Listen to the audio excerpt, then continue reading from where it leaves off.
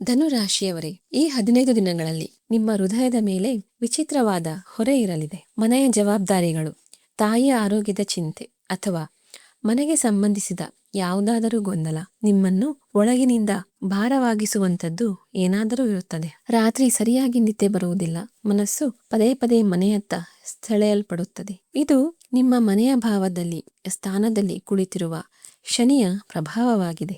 ಆದರೆ ಗಾಬರಿಯಾಗುವ ಅಗತ್ಯವಿಲ್ಲ, ಏಕೆಂದರೆ ಸರಿಯಾಗಿ ಇದೇ ಸಮಯದಲ್ಲಿ ನಿಮ್ಮ ಸ್ವಂತ ಗ್ರಹವಾದ ಗುರು ಬೃಹಸ್ಪತಿಯು ಬಹಳ ಉನ್ನತ ಸ್ಥಾನದಲ್ಲಿ ಕುಳಿತು ನಿಮ್ಮನ್ನು ರಕ್ಷಿಸುತ್ತಿದ್ದಾನೆ. ಇದು ಕಣ್ಣಿಗೆ ಕಾಣದ ಆದರೆ ಕೆಲಸ ಮಾಡುವಂತಹ ರಕ್ಷಣೆಯಾಗಿದೆ. ಈಗ ಎದುರು ನಿಂತಿರುವಂತೆ ಕಾಣುವ ಕಷ್ಟವು ಇದ್ದಕ್ಕಿದ್ದಂತೆ ಯಾವುದೋ ಅಪರಿಚಿತ ರೀತಿಯಲ್ಲಿ ಬಗೆಹರಿಯಬಹುದು.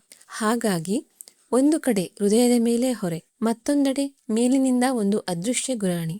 ಇದೇ ಧನುರಾಶಿಯವರ ಈ 15 ದಿನಗಳ ಪಕ್ಷದ ಕತೆ. ನಿಮ್ಮನ್ನು ಕಾಡುತ್ತಿರುವ ಮನೆಯ ಗೊಂದಲವು ಹೇಗೆ ಬಗೆಹರಿಯುತ್ತದೆ ಮತ್ತು ಯಾವ ದಿನ ನೀವು ಹೆಚ್ಚು ಜಾಗರೂಕರಾಗಿರಬೇಕು, ಇವೆಲ್ಲವನ್ನೂ ನಾನು ವಿಡಿಯೋದಲ್ಲಿ ಮುಂದೆ ಹೇಳಲಿದ್ದೇನೆ. ನಿಮಗೆ ನಮ್ಮ ವಿಡಿಯೋಗಳು ಉಪಯುಕ್ತವೆನಿಸಿದರೆ ಮತ್ತು ನಾವು ನಿಮಗಾಗಿ ಇಂತಹ ಉತ್ತಮ ಕಂಟೆಂಟ್ ಅನ್ನು ನಿರಂತರವಾಗಿ ಮಾಡುತ್ತಿರಬೇಕು ಎಂದು ನೀವು ಬಯಸಿದರೆ ದಯವಿಟ್ಟು ನಮ್ಮ ಚಾನೆಲ್ನ ಮೆಂಬರ್ಶಿಪ್ ಜಾಯಿನ್ ಆಗುವ ಮೂಲಕ ನಮಗೆ ಬೆಂಬಲ ನೀಡಿ. ನಿಮ್ಮ ಪ್ರತಿಯೊಂದು ಬೆಂಬಲವು ನಮಗೆ ಬಹಳ ಮುಖ್ಯವಾಗಿದೆ. ಆಗಸ್ಟ್ 1ರಿಂದ 15ರವರೆಗಿನ ಶಕ್ತಿಯನ್ನು ಅರ್ಥ ಮಾಡಿಕೊಳ್ಳುವುದು ಅವಶ್ಯಕ. ಈ ಸಮಯದಲ್ಲಿ ಸವಾಲುಗಳಿಂದ ಓಡಿ ಹೋಗುವ ಬದಲು ಅವುಗಳನ್ನು ಎದುರಿಸುವುದೇ ಸರಿಯಾದ ಮಾರ್ಗವಾಗಿದೆ. ಆಗಸ್ಟ್ 12ರಂದು ನಿಮ್ಮ 9ನೇ ಭಾವದಲ್ಲಿ ಅಂದರೆ ಭಾಗ್ಯ ಮತ್ತು ಧರ್ಮದ ಸ್ಥಾನದಲ್ಲಿ ಸಿಂಹರಾಶಿಯಲ್ಲಿ ಸೂರ್ಯಗ್ರಹಣ ಸಂಭವಿಸಲಿದೆ. ಇದು ಜೀವನದಲ್ಲಿ ದೊಡ್ಡ ಬದಲಾವಣೆಗಳ ಸೂಚಕವಾಗಿದೆ. ಮತ್ತೊಂದೆಡೆ ನಿಮ್ಮ 4ನೇ ಭಾವದಲ್ಲಿ ಶನಿದೇವನು ಮೀನರಾಶಿಯ ರೇವತಿ ನಕ್ಷತ್ರದಲ್ಲಿ ವಕ್ರಗತಿಯಲ್ಲಿ ಚಲಿಸುತ್ತಿದ್ದಾನೆ. ರೇವತಿ ನಕ್ಷತ್ರವು ಒಂದು ಚಕ್ರದ ಅಂತ್ಯವನ್ನು ಸೂಚಿಸುತ್ತದೆ. ಆದರೆ ಜೀವನದ ಹಳೆಯ ಅಧ್ಯಾಯವೊಂದು ಈಗ ಕೊನೆಗೊಳ್ಳುತ್ತಿದೆ ಎಂದರ್ಥ. ಇದೇ ಸಮಯದಲ್ಲಿ ನಿಮ್ಮ 8ನೇ ಭಾವದಲ್ಲಿ ನಿಮ್ಮ ರಾಶಾಧಿಪತಿ ದೇವಗುರು ಬೃಹಸ್ಪತಿಯು ತನ್ನ ಉಚ್ಚ ಸ್ಥಿತಿಯಲ್ಲಿ ವಿರಾಜಮಾನನಾಗಿದ್ದಾನೆ. ಆಗಸ್ಟ್ 1ರಿಂದ 12ರ ನಡುವೆ ಪರಿಸ್ಥಿತಿಗಳು ನಿಯಂತ್ರಣ ತಪ್ಪುಬೇಕೆ ಎಂದು ನಿಮಗೆ ಅನಿಸಬಹುದು. ಆದರೆ ಇದು ದೃಢವಾಗಿ ನಿಲ್ಲುವ ಮತ್ತು ನಿಮ್ಮ ಕರ್ಮದ ಅಂದರೆ ಕೆಲಸದ ಮೇಲೆ ಗಮನ ಕೇಂದ್ರೀಕರಿಸುವ ಸಮಯವಾಗಿದೆ. ವೃತ್ತಿ ಜೀವನ ಮತ್ತು ವ್ಯಾಪಾರದ ಬಗ್ಗೆ ಮಾತನಾಡುವುದಾದರೆ ಇದು ಕಠಿಣ ಪರೀಕ್ಷೆಯ ಸಮಯವಾಗಿದೆ. ಕೆಲಸದ ಸ್ಥಳದಲ್ಲಿ ಸಹೋದ್ಯೋಗಿಗಳ ನಡುವೆ ರಾಜಕೀಯ ಹೆಚ್ಚಾಗಬಹುದು. ಆಗಸ್ಟ್ 1ರಂದು ಶುಕ್ರನು ನಿಮ್ಮ 10ನೇ ಭಾವದಲ್ಲಿ ಅಂದರೆ ವೃತ್ತಿ ಜೀವನದ ಮನೆಯಲ್ಲಿ ಕನ್ಯಾ ರಾಶಿಯಲ್ಲಿ ನೀಚ ಸ್ಥಿತಿಗೆ ಬರುತ್ತಾನೆ. ಶುಕ್ರನು ನಿಮ್ಮ ಜಾತಕದಲ್ಲಿ ಶತ್ರುಗಳು ಮತ್ತು ವಿವಾದಗಳ ಸ್ಥಾನವಾದ 6ನೇ ಭಾವದ ಅಧಿಪತಿಯಾಗಿದ್ದಾನೆ. ಇದರ ಪ್ರಭಾವದಿಂದಾಗಿ ಕೆಲಸದ ಸ್ಥಳದಲ್ಲಿ ಅನಾನುಕೂಲಕರ ಅಥವಾ ಅಹಿತಕರ ಪರಿಸ್ಥಿತಿಗಳು ಉದ್ಭವಿಸಬಹುದು. ಆಗಸ್ಟ್ 5ರಂದು ನಿಮ್ಮ 10ನೇ ಭಾವದ ಅಧಿಪತಿ ಬುಧನು 8ನೇ ಭಾವವನ್ನು ಪ್ರವೇಶಿಸುತ್ತಾನೆ. ಇದರಿಂದಾಗಿ ನೀವು ಸ್ವಲ್ಪ ಅತೃಪ್ತಿಯನ್ನು ಅನುಭವಿಸಬಹುದು. ಆದಾಗ್ಯೂ 8ನೇ ಭಾವದಲ್ಲಿ ಬುಧನು ಉಚ್ಚಗುರು ಮತ್ತು ಸೂರ್ಯನೊಂದಿಗೆ ಸೇರಿ ರಾಜಯೋಗವನ್ನು ನಿರ್ಮಿಸುತ್ತಿದ್ದಾನೆ. ಪ್ರಸ್ತುತ ಉದ್ಯೋಗದಲ್ಲಿ ಯಾವುದೇ ಬಿಕ್ಕಟ್ಟು ಎದುರಾದರೂ ಈ ರಾಜಯೋಗವು ನಿಮಗೆ ಉತ್ತಮ ಅವಕಾಶವನ್ನು ಒದಗಿಸುತ್ತದೆ. ಹಳೆಯ ಸಂಪರ್ಕಗಳು ಅಥವಾ ಕಂಪನಿಯಿಂದ ಹೊಸ ಪ್ರಸ್ತಾವನೆ ಅಂದರೆ ಆಫರ್ ಬರಬಹುದು ಮತ್ತು ವಿದೇಶದಲ್ಲಿ ಉದ್ಯೋಗವನ್ನು ಬಯಸುವವರಿಗೆ ಯಶಸ್ಸು ಸಿಗಬಹುದು. ಈ ಅವಧಿಯಲ್ಲಿ ಮಹಿಳೆಯರನ್ನು ಗೌರವಿಸಿ, ಆತುರದಿಂದ ಕೆಲಸ ಬಿಡುವ ನಿರ್ಧಾರ ತೆಗೆದುಕೊಳ್ಳಬೇಡಿ ಮತ್ತು ಯಾವುದೇ ಸ್ವಾರ್ಥವಿಲ್ಲದೆ ದೈಹಿಕ ಸೇವೆ ಮಾಡುವ ಮೂಲಕ ಹನುಮಂತನನ್ನು ಆರಾಧಿಸಿ. ಆರ್ಥಿಕ ಸ್ಥಿತಿ ಮತ್ತು ನಗದು ಹರಿವಿನ ಕ್ಯಾಶ್ ಫ್ಲೋ ದೃಷ್ಟಿಕೋನದಿಂದ ಈ 15 ದಿನಗಳಲ್ಲಿ ಹಿಂದಿನ ಸಮಯಕ್ಕೆ ಹೋಲಿಸಿದರೆ ಸುಧಾರಣೆ ಕಂಡುಬರುತ್ತದೆ. 8ನೇ ಭಾವವು ಗುಪ್ತ ಸಂಪತ್ತು ಮತ್ತು ಪಿತ್ರಾರ್ಜಿತ ಆಸ್ತಿಯ ಸ್ಥಾನವಾಗಿದೆ.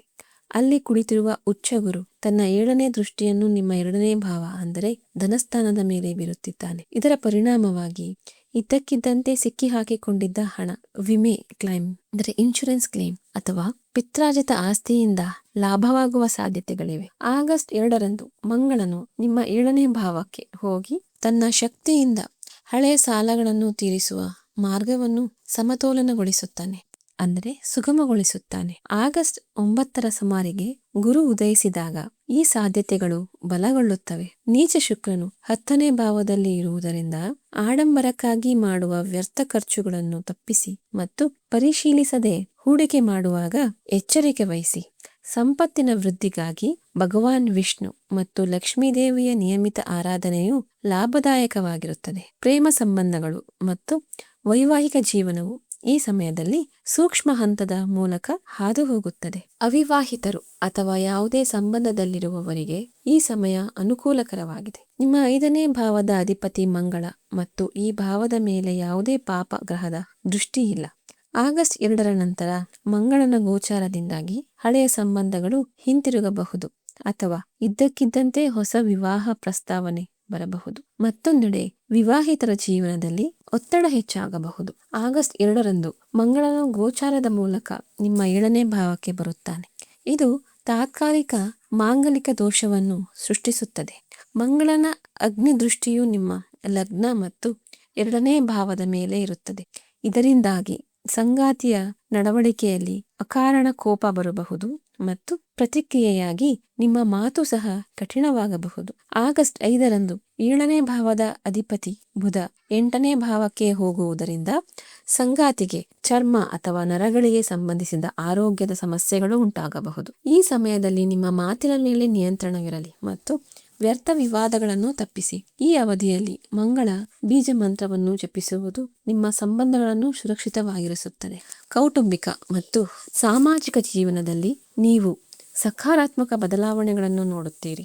4ನೇ ಭಾವದಲ್ಲಿರುವ ವಕ್ರ ಶನಿಯು ಹಿಂದೆ ಬಿಟ್ಟು ಹೋದ ಹಳೆಯ ಕಾರ್ಮಿಕ ಅಂದರೆ ಕರ್ಮದ ಬಂಧಗಳನ್ನು ಮರುಜೋಡಿಸುವ ಕೆಲಸವನ್ನು ಮಾಡುತ್ತಾನೆ. ಮನೆಗೆ ಹಿರಿಯ ವ್ಯಕ್ತಿಯ ಆಗಮನವಾಗಬಹುದು ಮತ್ತು ಹಳೆಯ ಕೌಟುಂಬಿಕ ಚಿಂತೆಗಳು ಬಗೆಹರಿಯಲು ಪ್ರಾರಂಭಿಸುತ್ತವೆ. ಶನಿದೇವನು ನೀವು ಕುಟುಂಬದೊಂದಿಗೆ ಮತ್ತು ವಿಶೇಷವಾಗಿ ತಾಯಿಯೊಂದಿಗೆ ಸಮಯ ಕಳೆಯಬೇಕೆಂದು ಒತ್ತಾಯಿಸುತ್ತಿದ್ದಾನೆ. ಮನೆಯಲ್ಲಿ ಅಶಾಂತಿ ಇದ್ದರೆ ಮಂಗಳವಾರ ಇಡೀ ಕುಟುಂಬದೊಂದಿಗೆ ಕುಳಿತು ಸುಂದರಕಾಂಡವನ್ನು ಪಠಿಸುವುದರಿಂದ ಮನೆಯಲ್ಲಿ ಶಾಂತಿ ನೆಲೆಸುತ್ತದೆ. ಆರೋಗ್ಯದ ವಿಷಯದಲ್ಲಿ ಮಿಶ್ರ ಫಲಿತಾಂಶಗಳು ಸಿಗುತ್ತವೆ. ಮೊದಲ ಭಾವದ ಅಂದರೆ ಲಗ್ನದ ಅಧಿಪತಿ ಬೃಹಸ್ಪತಿ 8ನೇ ಭಾವದಲ್ಲಿ ಗೋಚರಿಸುತ್ತಿದ್ದಾನೆ. ಆಗಸ್ಟ್ 9ರಂದು ಗುರುವಿನ ಉದಯದ ನಂತರ ನಿಮ್ಮ ರೋಗ ನಿರೋಧಕ ಶಕ್ತಿ ಅಂದರೆ ಇಮ್ಯುನಿಟಿ ಸುಧಾರಿಸುತ್ತದೆ ಮತ್ತು ಹೊಟ್ಟೆ ಅಥವಾ ಗ್ಯಾಸ್ಗೆ ಸಂಬಂಧಿಸಿದ ಹಳೆಯ ಸಮಸ್ಯೆಗಳು ಗುಣವಾಗಲು ಪ್ರಾರಂಭಿಸುತ್ತವೆ. ಆದರೆ 6ನೇ ಭಾವದಲ್ಲಿ ಕುಳಿತಿರುವ ಕೇತು ಮತ್ತು ನೀಚ ಶುಕ್ರನ ಪ್ರಭಾವದಿಂದಾಗಿ ಬೆನ್ನು ಮತ್ತು ಮೊಣಕಾಲು ನೋವಿನ ಸಮಸ್ಯೆ ನಿಮ್ಮನ್ನು ಕಾಡಬಹುದು. ಯಾವುದೇ ಆರೋಗ್ಯ ಸಮಸ್ಯೆಯ ಬಗ್ಗೆ ನಿರ್ಲಕ್ಷ್ಯ ವಹಿಸಬೇಡಿ. ಬೆಳಗಿನ ಬಿಸಿಲಿನಲ್ಲಿ ನಿಯಮಿತವಾಗಿ ಯೋಗ ಮತ್ತು ಅಗತ್ಯವಿದ್ದರೆ ವೈದ್ಯರನ್ನು ಸಂಪರ್ಕಿಸಿ. ವಿದ್ಯಾರ್ಥಿಗಳಿಗೆ ಇದು ಗಮನ ಮತ್ತು ಯಶಸ್ಸಿನ ಸಮಯವಾಗಿದೆ. 5ನೇ ಭಾವದ ಅಧಿಪತಿಯಾದ ಮಂಗಳನ ಸ್ಥಿತಿಯು ಅನುಕೂಲಕರವಾಗಿದೆ ಮತ್ತು ಈ ಭಾವದ ಮೇಲೆ ಯಾವುದೇ ಪಾಪಗ್ರಹದ ನಕಾರಾತ್ಮಕ ದೃಷ್ಟಿ ಇಲ್ಲ.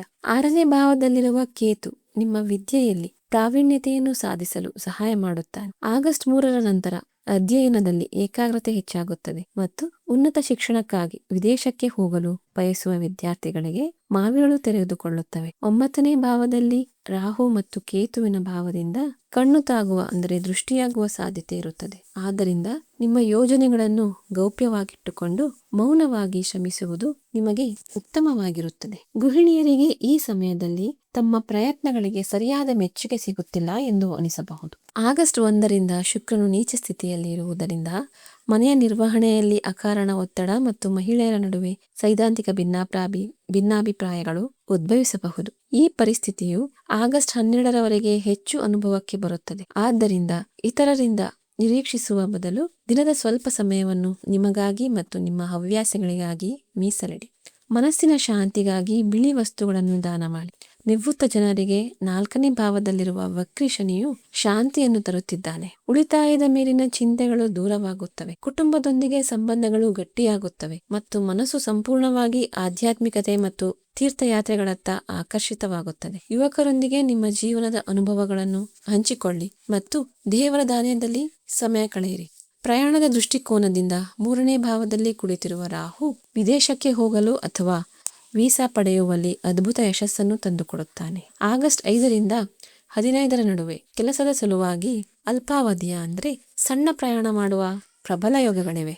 ಆದಾಗ್ಯೂ ಪ್ರಯಾಣದ ಸಮಯದಲ್ಲಿ ಅಥವಾ ದಾಖಲೆಗಳಿಗೆ ಸಹಿ ಮಾಡುವಾಗ ಎಚ್ಚರಿಕೆ ವಹಿಸಿ, ಏಕೆಂದರೆ ರಾಹುವಿನ ಪ್ರಭಾವದಿಂದ ಪರಿಚಿತರಿಂದಲೇ ಮೋಸ ಹೋಗುವ ಸಾಧ್ಯತೆ ಇರುತ್ತದೆ. ಯಾರನ್ನೂ ಕಣ್ಮುಚ್ಚಿ ನಂಬಬೇಡಿ. ಮಾನಸಿಕ ಮತ್ತು ಆಧ್ಯಾತ್ಮಿಕ ಪ್ರಗತಿಗಾಗಿ ಈ ಸಮಯ ಬಹಳ ಮುಖ್ಯವಾಗಿದೆ. 8ನೇ ಭಾವದಲ್ಲಿ ಗುರು ಮತ್ತು ಬುಧರ ಸಂಯೋಜನೆಯಿಂದ ನಿರ್ಮಾಣವಾಗುತ್ತಿರುವ ಮಹಾನ್ ಭಗವದ್ಗೀತಾ ಯೋಗವು ನಿಮ್ಮನ್ನು ಅನಗತ್ಯ ಮಾನಸಿಕ ಒತ್ತಡದಿಂದ ಹೊರತರುತ್ತದೆ.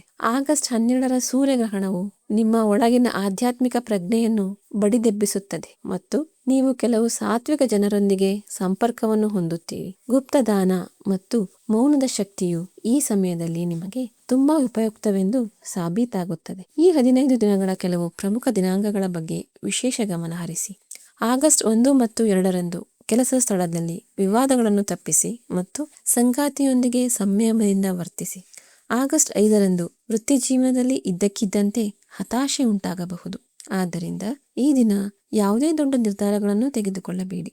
ಆಗಸ್ಟ್ 9 ಆರೋಗ್ಯ ಸುಧಾರಣೆಯ ದಿನವಾಗಿರುತ್ತದೆ. ಆಗಸ್ಟ್ 12ರ ಸೂರ್ಯಗ್ರಹಣವು ಅತ್ಯಂತ ಮಹತ್ವದ್ದಾಗಿದೆ. ಇದರ 2 ದಿನಗಳ ಮೊದಲು ಮತ್ತು ನಂತರದವರೆಗೆ ಉದ್ಯೋಗ ಬದಲಾಯಿಸುವುದು ಅಥವಾ ಆಸ್ತಿ ಖರೀದಿಸುವಂತಹ ಯಾವುದೇ ದೊಡ್ಡ ನಿರ್ಧಾರವನ್ನು ತೆಗೆದುಕೊಳ್ಳುವುದನ್ನು ತಪ್ಪಿಸಿ ಮತ್ತು ನಿಮ್ಮ ತಂದೆಯ ಆರೋಗ್ಯದ ಬಗ್ಗೆ ವಿಶೇಷ ಕಾಳಜಿ ವಹಿಸಿ. ಆಗಸ್ಟ್ 15ರ ಸೂರ್ಯನ ಗೋಚಾರದ ನಂತರ ನಿಂತು ಹೋದ ಕೆಲಸಗಳು ವೇಗವನ್ನು ಪಡೆಯುತ್ತವೆ ಮತ್ತು ಹೋರಾಟವು ಯಶಸ್ವಿಯಾಗಿ ಬದಲಾಗುವ ಪ್ರಾರಂಭಿಸುತ್ತದೆ.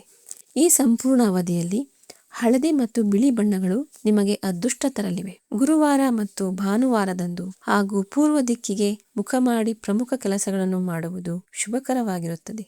3 ಮತ್ತು 9 ನಿಮಗೆ ಶುಭ ಸಂಖ್ಯೆಗಳಾಗಿವೆ. ಈ ಪರಿಸ್ಥಿತಿಗಳನ್ನು ನಿಮ್ಮ ಪರವಾಗಿ ಮಾಡಿಕೊಳ್ಳಲು ಕೆಲವು ವಿಶೇಷ ನಿಯಮಗಳನ್ನು ಅಳವಡಿಸಿಕೊಳ್ಳಿ.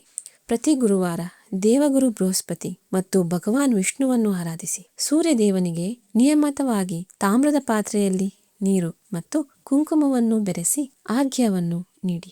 ಇದರಿಂದ ಕೆಲಸದ ಕ್ಷೇತ್ರದಲ್ಲಿ ಯಶಸ್ಸು ಸಿಗುತ್ತದೆ ಮತ್ತು ಗ್ರಹಣದ ಪ್ರಭಾವ ಕಡಿಮೆಯಾಗುತ್ತದೆ. ಮಾನಸಿಕ ಶಾಂತಿ ಮತ್ತು ಸಂಬಂಧಗಳ ರಕ್ಷಣೆಗಾಗಿ ಪ್ರತಿದಿನ ಬುಧ ಮತ್ತು ಮಂಗಳನ ಬೀಜ ಮಂತ್ರಗಳನ್ನು ಜಪಿಸಿ. ಅತಿದೊಡ್ಡ ಎಚ್ಚರಿಕೆ ಎಂದರೆ ಯಾವುದೇ ಕೆಲಸದಲ್ಲಿ ಆತುರ ತೋರಬೇಡಿ ಮತ್ತು ಕೆಲಸದ ಸ್ಥಳದ ಗಾಸಿಪ್ಗಳು ಅಂದರೆ ಹರಟೆ ಅಥವಾ ಪಿತೂರಿಗಳಿಂದ ದೂರವಿರಿ. ನಿಮ್ಮ ದಾಖಲೆಗಳನ್ನು ಚೆನ್ನಾಗಿ ಓದಿದ ನಂತರವೇ ಸಹಿ ಮಾಡಿ. ನಿಮ್ಮ ಕರ್ಮ ಮತ್ತು ಇಚ್ಛಾಶಕ್ತಿಯೇ ನಿಮ್ಮ ಭವಿಷ್ಯವನ್ನು ನಿರ್ಧರಿಸುತ್ತದೆ. ಕೊನೆಯದಾಗಿ ಒಂದು ವಿಶೇಷ ಮಾಹಿತಿ. ಅಮೆರಿಕಾದಲ್ಲಿ ನೆಲೆಸಿರುವ ವೀಕ್ಷಕರಿಗೆ ಒಂದು ಸಿಹಿ ಸುದ್ದಿ. ಆಗಸ್ಟ್ 20ರ ನಂತರ ನಾನು ನಿಮ್ಮನ್ನು ವೈಯಕ್ತಿಕವಾಗಿ ಭೇಟಿಯಾಗಲು ಹೂಸ್ಟನ್ಗೆ ಬರುತ್ತಿದ್ದೇನೆ. ಅಲ್ಲಿ ಯಾರು ತಮ್ಮ ಜಾತಕವನ್ನು ನನ್ನಿಂದ ವಿಶ್ಲೇಷಣೆ ಮಾಡಿಸಿಕೊಳ್ಳಲು ಬಯಸುತ್ತಾರೋ ಅವರು ಪರದೆಯ ಮೇಲಿರುವ ಅಂದರೆ ಸ್ಕ್ರೀನ್ ಮೇಲೆ ಸಂಖ್ಯೆಗೆ ಕರೆ ಮಾಡಿ ತಮ್ಮ ಅಪಾಯಿಂಟ್ಮೆಂಟ್ ಅನ್ನು ಕಾಯ್ದಿರಿಸಬಹುದು. ಸಮಯ ಎಷ್ಟೇ ಕಠಿಣವಾಗಿರಲಿ ಸಕಾರಾತ್ಮಕವಾಗಿರಿ ಮತ್ತು ಸರಿಯಾದ ದಿಕ್ಕಿನಲ್ಲಿ ನಿಮ್ಮ ಕೆಲಸವನ್ನು ಮಾಡುತ್ತೀರಿ. ನಿಮ್ಮ ಮತ್ತು ನಿಮ್ಮ ಕುಟುಂಬದ ಬಗ್ಗೆ ಕಾಳಜಿ ವಹಿಸಿ. ನಮಸ್ಕಾರ.